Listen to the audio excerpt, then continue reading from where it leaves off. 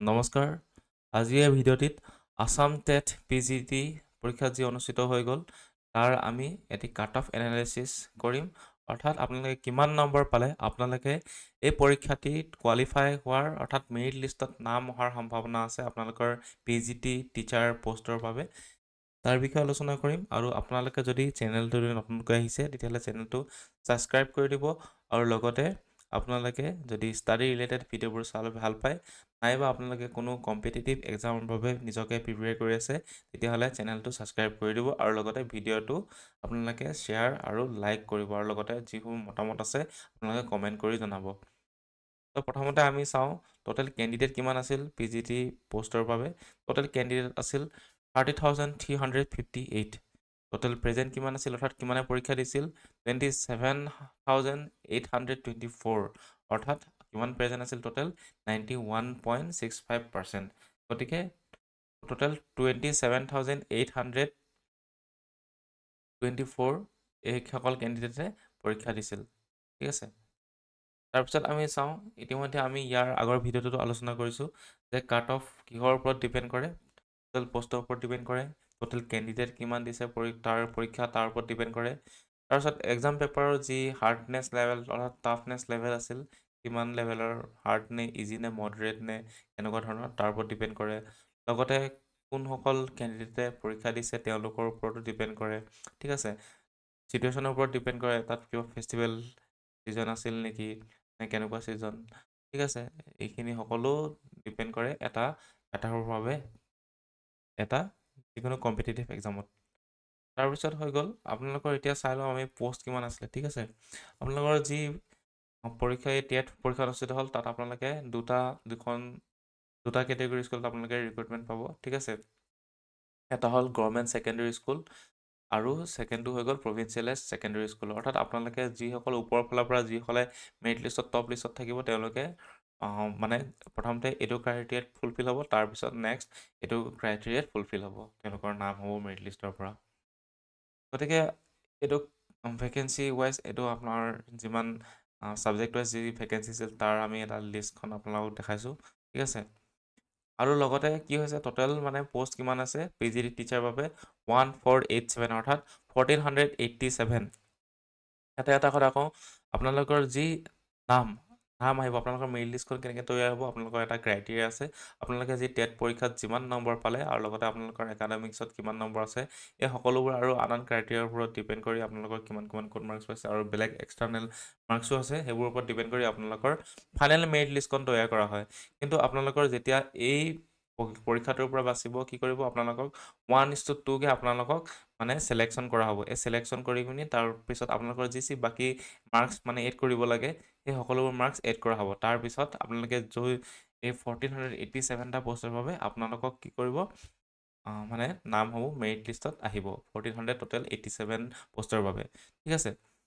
গতিকে আমি আজি কি কৰিম আপোনালোকৰ যদি ভাল এটা একাডেমিক মাৰ্কছ আছে আৰু লগতে আপোনালোকে যদি আমি যোনটো স্ক'ৰ আপোনালোকক প্ৰভাইড কৰিম তাৰ ওপৰত যদি স্ক'ৰ কৰিছে তেতিয়াহ'লে আপোনালোকৰ এই পৰীক্ষাটোত নাম অহাৰ সম্ভাৱনা আছে অৰ্থাৎ এই পি জি টি পোষ্টৰ বাবে আপোনালোকে চিলেকশ্যন হোৱাৰ সম্ভাৱনা আছে গতিকে আমি চাই যাওঁ ইয়াত কিছুমান আপোনালোকে ছাবজেক্ট দেখিব কিছুমান কমন ছাবজেক্ট আছে আৰু কিছুমান মানে ছাবজেক্ট আছে যিবোৰ মানে সচৰাচৰ এভেইলেবল নহয় আমাৰ স্কুল কলেজবোৰত অৰ্থাৎ ইউনিভাৰ্চিটিবোৰত ঠিক আছে যিহেতু আপোনালোকক মাষ্টাৰ্ছ ডিগ্ৰী দৰকাৰ হয় এই পি জি ডি টিচাৰৰ বাবে গতিকে আপোনালোকে একাউণ্টেঞ্চিটো ঠিক আছে ফটককৈ এভেইলেবল নহয় মানে ইয়াত যিসকলে ডিষ্টেঞ্চ লাৰ্ণিঙৰ পৰা ডিষ্টেঞ্চ এডুকেশ্যনৰ পৰা তেওঁলোকে ডিগ্ৰী কৰিছে নহ'লে ইগন'ৰ পৰা ডিগ্ৰী কৰিছে তেনেধৰণৰ বাহিৰত যি ডিষ্টেঞ্চ এডুকেশ্যন আছে তেখেতৰ পৰা এইবোৰৰ পৰা যদি মানে তেওঁলোকে পি জি ডিগ্ৰী কৰিছে তেতিয়াহ'লে তেওঁলোকে এই পৰীক্ষাত বহিব পাৰে আৰু তেওঁলোক মানে পৰীক্ষাত মানে পঢ়িবলৈ সুবিধা প্ৰদান কৰিছে কিছুমানত মানে কি হৈছে গতিকে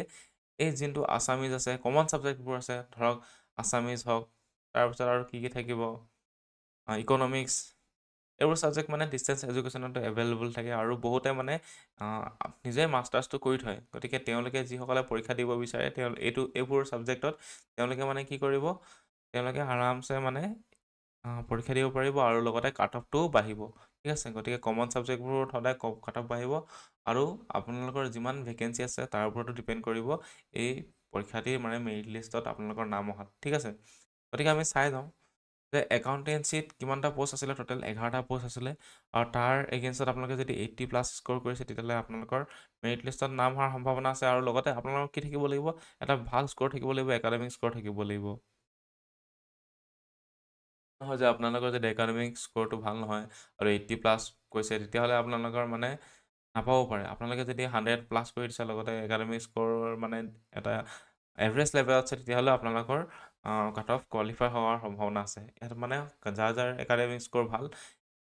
তাৰ ওপৰত ডিপেণ্ড কৰিহে এই কাট অফখিনি মানে বনোৱা হৈছে, ঠিক আছে। তাৰপিছত লগতে হৈ গ'ল আপোনালোকে যদি একাউণ্টেঞ্চিত সেয়া 80+ স্ক'ৰ কৰিছে, এডভান্স আছামিজত 60+, ঠিক আছে। আৰু এই কিন্তু আপোনালোকক ক'ব বিচাৰিছোঁ এই আছামিজৰ ক্ষেত্ৰত আপোনালোকৰ স্ক'ৰ বেছি হ'ব পাৰে, কাৰণ এই দুটা আপোনালোকৰ যদি নাম আহে তেতিয়াহ'লে ইয়াতো আপোনালোকৰ নাম থাকিব পাৰে আৰু মানে যি 1:2 ড্ৰাফ্ট বনিব তাত মানে কি হ'ব আপোনালোকৰ ইয়াতো নাম থাকিব পাৰে, কাৰণ মানে এই দুটাৰ কাৰণে কোৱালিফিকেশ্যন একেই, মানে কোৱালিফিকেশ্যন ক্ৰাইটেৰিয়া একেই, MA ইন আছামিজ, ঠিক আছে, তেনেধৰণৰ কথা। গতিকে আপোনালোকে এইবোৰ চাই যাব, ইয়াতখন লিষ্টখন প্ৰদান কৰা হৈছে, ঠিক আছে। আকৌ এবাৰ কৈ গৈছোঁ আপোনালোকক, এডভান্স আছামিজৰ বাবে 115টা পষ্ট, 60+ স্ক'ৰ, এডভান্স বেংগলীৰ বাবে এটা পষ্ট আৰু এইফালে আছিলে প্ৰভিঞ্চিয়েলাইজত 18টা পষ্ট, তেনেকৈ 65+, এন্থ্ৰপলজিৰ বাবে 90+, আছামিজৰ বাবে 75+, বেংকিঙৰ বাবে 90+, ঠিক আছে, 65+, কিহৰ বাবে, বেংগলী লেংগুৱেজৰ বাবে, বেংগলী PGTৰ বাবে। তাৰপিছত বড়ো PGT এইটো কিন্তু 100+ যাব, কাৰণ চাওক অকল এটাহে পষ্ট আছে, ঠিক আছে। এটা পষ্ট কোনোবা এজনেতো হয়তো 100 ওপৰত পাবই, এইটো ডেফিনেটলি কথা, ঠিক আছে। মেজৰিটিহে নাপাব, কিন্তু মানে এজনেতো কোনোবা এজন এনেকুৱা ব্ৰিলিয়েণ্ট ষ্টুডেণ্ট ওলাব যোনে 100 ওপৰত পাব। গতিকে ইয়াত 100 ওপৰত যাবই, একদম নিশ্চিত থাকক। তাৰপিছত বুটানিৰ ক্ষেত্ৰত আপোনাৰ 70+, তাৰপিছত বিজনেছ মেথছ এণ্ড ষ্টেটিষ্টিক্সৰ ক্ষেত্ৰত মানে এইটো 100+, কাৰণ ইয়াত অকল এটাহে পষ্ট আছে। যি পষ্ট মানে এটা অকল ভেকেঞ্চি আছিল তাত মানে আপোনালোকৰ চকুমুটি 100 ওপৰত আপোনালোকে লাগিবই, কাৰণ কোনোবা এজন এনেকুৱা ব্ৰিলিয়েণ্ট ষ্টুডেণ্ট ওলাবই যোনে হয় 100 স্ক'ৰ কৰিবই, আৰু তেখেতৰ মানে কি যোনে 100 স্ক'ৰ কৰিছে তেওঁলোকৰ অবভিয়াছলি তেওঁলোকৰ মানে একাডেমিক মাৰ্কছো ভাল থাকিব, কাৰণ 100 স্ক'ৰটো যোনে কৰিব নোৱাৰে মানে হাৰ্ড পেপাৰখনত, ঠিক আছে। আৰু কেমেষ্ট্ৰি ক্ষেত্ৰত তেনেকৈ 85+, কমাৰ্চিয়েল এৰিথমেটিক ক্ষেত্ৰত 100+, তাৰপিছত ইকনমিক্সৰ ক্ষেত্ৰত 60+, গতিকে আৰু আছে। এডুকেশ্যনৰ ক্ষেত্ৰত 75+, তাৰপিছত ইংলিছৰ ক্ষেত্ৰত 65+, ফাইনেন্সৰ ক্ষেত্ৰত 100+, কাৰণ অকল 3টা পষ্ট আছে। তাৰপিছত জিঅ'গ্ৰাফীৰ ক্ষেত্ৰত 80+, জিঅ'লজিৰ ক্ষেত্ৰত 85+, হিন্দীৰ ক্ষেত্ৰত 70+, হিষ্ট্ৰীৰ ক্ষেত্ৰত 60+, কাৰণ ইয়াত পষ্ট বহুত বেছি আছে আৰু ইয়াতকৈ বেছিও যাব পাৰে। আৰু আপোনালোকে চাই ল'ব, মানে কি চাব, আপোনালোকে এইটো মানে আনৰিজাৰ্ভ কেটেগৰীৰ কাৰণে দিয়া আছে, ঠিক আছে। আৰু যিসকল মানে ৰিজাৰ্ভ কেটেগৰী হয় তেওঁলোকে মানে ইয়াৰ পৰা যদি OBC হয় 3 মাৰ্কছ 2 মাৰ্কছ, যদি ST হয় 4-5 মাৰ্কছ, তেনেধৰণে মানে নেগেটিভ কৰি চাব। যদি ST হিলছ হয় 5-6 মাৰ্কছ, এনেকৈ মানে আপোনালোকে মাইনাছ কৰি চাব কিমান আপোনালোকে স্ক'ৰ কৰিছে, ঠিক আছে। আৰু মহিলাৰ ক্ষেত্ৰতো একেই, তেনেকৈ 1 মাৰ্ক 2 মাৰ্ক আপোনালোকে পুৰুষসকলৰ ফালৰ পৰা মানে মাইনাছ কৰিব পাৰে, কিন্তু বেছি আপোনালোকে মাইনাছ কৰিব নোৱাৰিব, কাৰণ ইয়াত মানে কি হৈছে পষ্টৰ সংখ্যা যিহেতু কম, ঠিক আছে, আপোনালোকে 1-2 মাৰ্ক মাইনাছ কৰি চাব পুৰুষসকলৰ পৰা, মানে মেইল যিখন মানে মেইল বুলি নহয় আচলতে, যি আনৰিজাৰ্ভ কেটেগৰী আছে তাৰ পৰা আপোনালোকে মহিলাসকলে 1-2 মাৰ্কছ আপোনালোকে নেগেটিভ কৰি চাব, ঠিক আছে, মাইনাছ কৰি চাব। তাৰপিছত হৈ গ'ল লজিক এণ্ড ফিলচফি 75+, মণিপুৰিজ 80+, মেথমেটিক্সত 85+, ফিজিক্সত 85+, পল চায়েন্সত 80+, চেলছমেন এণ্ড এডভাৰটাইজমেণ্টত কি হ'ল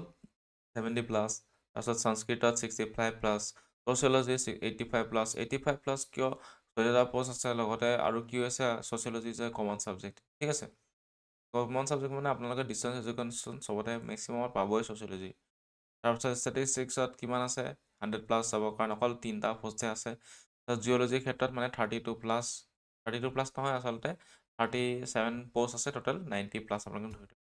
আৰু টোটেল মানে 1487। এইটো আচলতে 1487 বুলি চাবলৈ এটা বিগ নাম্বাৰ নিচিনা লাগিছে, হিউজ এমাউণ্ট, কিন্তু মানে এই সকলোবোৰ যে এই ভাগ হৈ স্কেটাৰ্ড হৈ আছে, সৰু মানে ছাবজেক্টত ভাগ হৈ আছে, সেইকাৰণে মানে কাট অফটো হাই যোৱাৰ সম্ভাৱনা বহুত বেছি আছে, ঠিক আছে।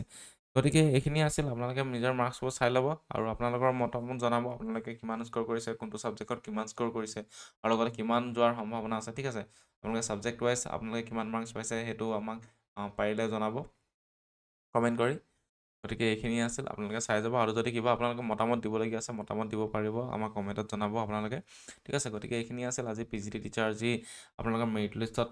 নাম অহাৰ সম্ভাৱনা আছে গতিকে এইখিনিৰ ওপৰত যদি আপোনালোকে স্ক'ৰ কৰিছে নিশ্চয়কৈ সম্ভাৱনা আছে আৰু লগতে আপোনালোকে যদি এটা ভাল এমাউণ্টত আপোনালোকৰ ভাল এটা একাডেমিক স্ক'ৰ আছে তেতিয়াহ'লে অভিয়াছলি আপোনালোকে মেৰিট লিষ্টত এইটো স্ক'ৰতে আপোনালোকে কোৱালিফাই হোৱাৰ সম্ভাৱনা আছে ঠিক আছে আৰু এইটো এটা কাট অফ মানে এনেই আমি এটা ধৰি থৈছোঁ মানে সকলোৰে পৰা আপোনাক স্ক'ৰ কিমান কৰিছে সেইবোৰ জানি ঠিক আছে ডাটা কালেকশ্যন কৰি এইবোৰ ওপৰত মানে এনালাইচিছ কৰা হৈছে গতিকে আপোনালোকেও জনাব আপোনালোকে কি ভাবিছে কি নাই ভাবা আৰু যদি আপোনালোকে চেনেলটো নতুনকৈ আহিছে তেতিয়াহ'লে চেনেলটো ছাবস্ক্ৰাইব কৰি দিব আৰু লগতে যদি ভিডিঅ'বোৰ চাই ভাল পায় তেতিয়াহ'লে চেনেলটো ছাবস্ক্ৰাইব কৰি দিব আৰু লগতে আপোনালোকৰ বন্ধু বান্ধৱী আৰু লগতে সদস্যসকলৰ লগত পৰিয়ালৰ সদস্য যিসকলে ষ্টাডি ৰিলেটেড ভিডিঅ'বোৰ চাই ভাল পায় নহ'লে বা আপোনালোকে যিকোনো কম্পিটিটিভ এক্সামৰ বাবে প্ৰিপেয়াৰ কৰি আছে তেতিয়াহ'লে এই চেনেলটো ছাবস্ক্ৰাইব কৰি দিব আৰু আজিলৈ ইমানতে থৈছোঁ ধন্যবাদ